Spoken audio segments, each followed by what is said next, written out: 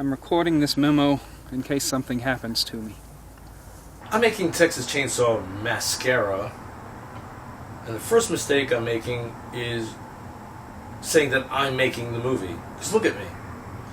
I know the prejudice that exists. In fact, when I'm at a horror convention, when people ask me, what do? I just say I'm the dumb warehouse guy. Because whenever I say I'm the director, people just put their movies down and walk away, never come back. I was going to say that, despite my stupid appearance, I can make a good movie, but I'm talking to you while there's an airplane overhead. And people who make good movies usually stop filming, wait for the plane to go away, and then resume filming. But we're being realistic with each other. I want to keep this video under 5 minutes, and assuming that you have overcome your prejudice and you're still watching, let me tell you a little bit about the movie. It began as a spoof. I've done things like that. I've said Cannibal Holocaust backwards because I was drunk, and I thought, wait a minute, I can make a movie called Holocaust Cannibal. I've done that with Nightmare on Elmo Street and various other titles where the name started it and then the story followed. Well, I was going to make a spoof, and I didn't know that there was a new Texas Chainsaw Massacre. I have to not say Mascara. I didn't know that there was a new one this year. This is not riding on that. Because if you know me, you know that I don't copy things in order to get the profit from that. As I was writing the movie, I realized there's something in all this collection of notes that's serious. Stay with me. I'm from New Jersey. I'm not necessarily proud of it. I just lived there. And I'm currently in Texas. And I noticed that people in Texas have a completely different idea of what New Jersey and New York City are like. Conversely, people from the Northeast don't know what Texas people are like. I don't want to say Texans because compared to New Jersey, Texas is the size of Jupiter. So there's a big difference between North Jersey and South Jersey. You can imagine the big difference between all of the regions of Texas. Anyway, I thought, why don't I make the movie start with the Texans not understanding the Northerners and the Northerners not understanding the Texans. The way you learn about people is to interact with them. Don't read about them, don't watch them in movies. But I thought that this could be a good basis for a horror movie. Not necessarily North hating the South or vice versa. It's not understanding. And among chimpanzees, chimps from one society have a different body language than chimps from this society. So something that is a peaceful gesture among these chimpanzees is a sign of aggression. Well, this is what was going on in my head. Airplanes! Hopefully I have enough of a booming voice. I was just at a horror convention. I was screaming the whole time. I was screaming, help! No, I was just constantly talking to people, so normally I have a godlike voice. Alright, so let me refer to my notes because I'm already past the time that I promised myself I would not go over. But just talking and talking. There's no improvisation in this movie. I don't think I'm even a character. But anyway, the script is very serious. It's also sad. Because anytime people don't understand each other, there's a sad outcome. It's also my very first horror movie. There's no comedy in it. Every piece of behavior is motivated. There's no gimmick. Because I was thinking, what do horror fans want? Do they want gore? And I found myself removing a lot of gore. There's still gore in it, but only what's necessary for the story. This is the first movie, and if you know my movies, I meander, just like I meandered before. If I were a cat, I would meander. I was trying to say meow, but I don't think I could do falsetto. Meander. Meander. See, if you tell yourself you can't do it, you can't do it. On my second attempt, I was able to meow. I know that gore is required, but it makes sense. When it appears in this movie, there's a reason for it. Just like When there's tears, there is a reason for it. This is the first movie I've made in a long time where I carefully thought over each part of the script. And I actually asked myself questions like, why would that character do that? For example, why would that female character have a phone conversation about Beelzebub being the most handsome director ever? That doesn't help the story, so I removed that. Again, these jokes are not in the movie. There's some levity, but they aren't jokes like this. This is the reason for the crowdfunder. I began filming it.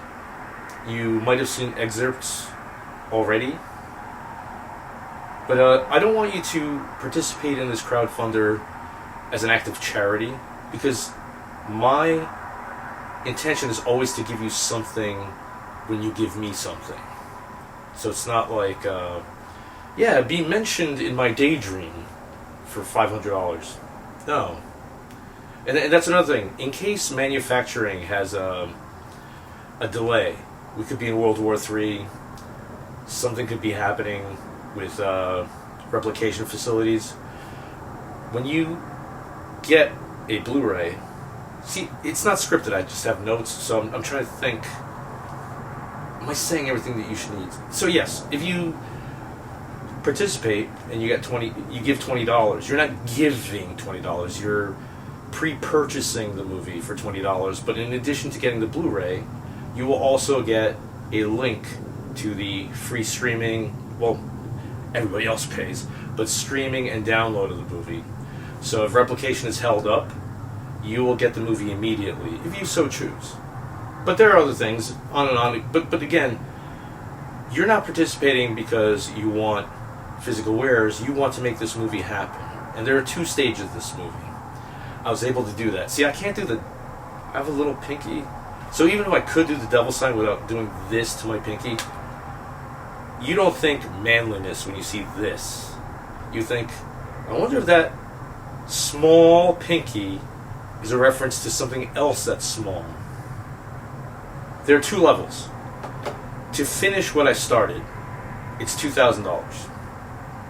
And again, I'm not asking, please give me $2,000. I will give you something for the $2,000. That's the way I work. It's an honor system. It's not a thief system.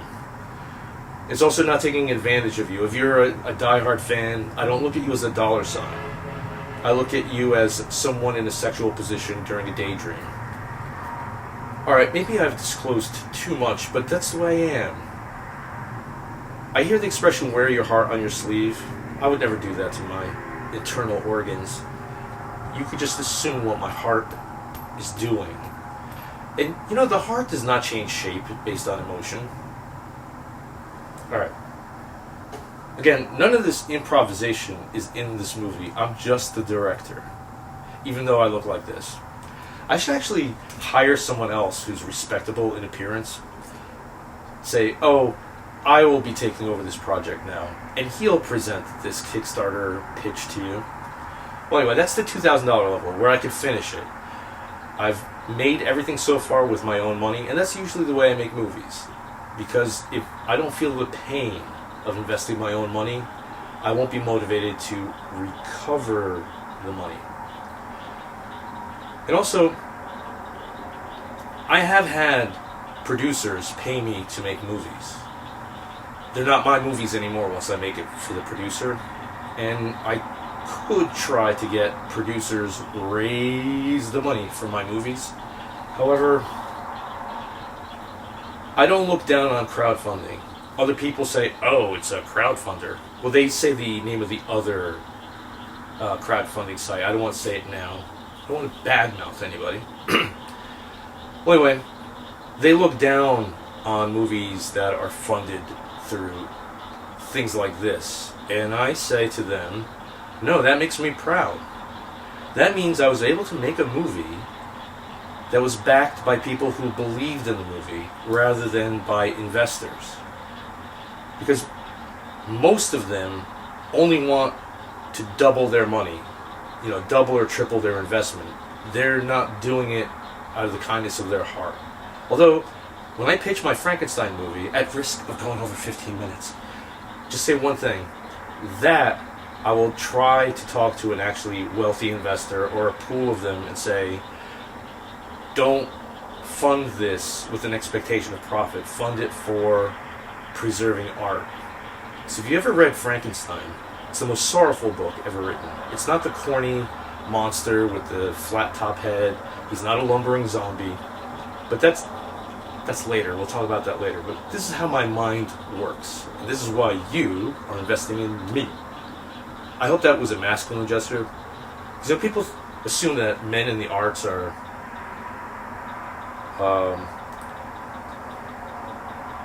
I could do this very tough.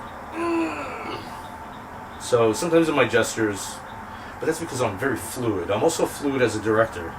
Like if I see this idea does not work, oh, but I wrote it, it must be done this way. No, I'm fluid. And you can tell that in my wrists. And I'd be light on my feet too, except I'm overweight. Alright, so the next level is $20,000. I don't expect to raise that much. The goal is $2,000 just to finish what I started.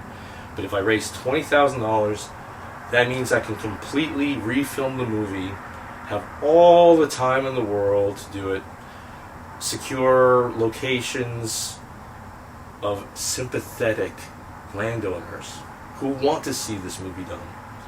But yeah, what I've filmed so far, I've captured a lot of Texas. As a New Jersey resident, I noticed that the insects here are almost alien. They're larger. I made sure to get a shot of a banana spider. I think that's what you call it here in Texas. Horse apples and things like that. So there are a lot of parts of Texas in the movie, but I have no loyalty to any region. Actually, I was born in the Czech Republic, and I can't be loyal there because they would look at me as the dirtbag that you probably think I appear to be. I really don't think that a sensible haircut and good clothes will make me any more Brady Bunch-ish. I don't know. Do you know what the Brady Bunch is? I don't want to alienate people who don't know what the Brady Bunch is. Lastly, I would just like to say that all of the money goes toward the making of the movie. There are directors who raise over $40,000 and they make the movie for $5,000. They all say the same thing. Well, the director should get part of that. No. When you contribute to something that's asking for $20,000, you expect the movie to be made for $20,000. Because after all, the director gets money after the movie's made from royalties of the movie. The director shouldn't get money from the contributions. So there is a director who bought a car. He raised over $40,000. He bought a car, and then he told his fans that it's a company vehicle, even though he's not a registered business. And he goes on and on and on. This one guy bought a house. He actually had fans film in the new house. And they still support him. I don't know. Am I doing something wrong by being honest? You tell me. I'm pretty sure that there's just some part of crowdfunding that I haven't figured out. But that's for me to learn later. As for this movie, I just need $2,000 to finish it. And if I don't raise $2,000, that means it's a stupid idea. Bill, scrap that project. And if I raise $20,000, all of a sudden I realize, I should have made movies like this a long time ago. Anyway, you can also tell me, should I keep the title, Texas Chainsaw Mascara? I don't want to tell you why it's called that, but it's not a parody. This is a very emotional movie. And it's going to have a nice horror soundtrack. And by nice, I mean atmospheric. Because I noticed some Italian horror, the soundtrack sounds almost like early 80s new wave, like dance music. It's got percussion and stuff like that. But anyway, I think I've said enough.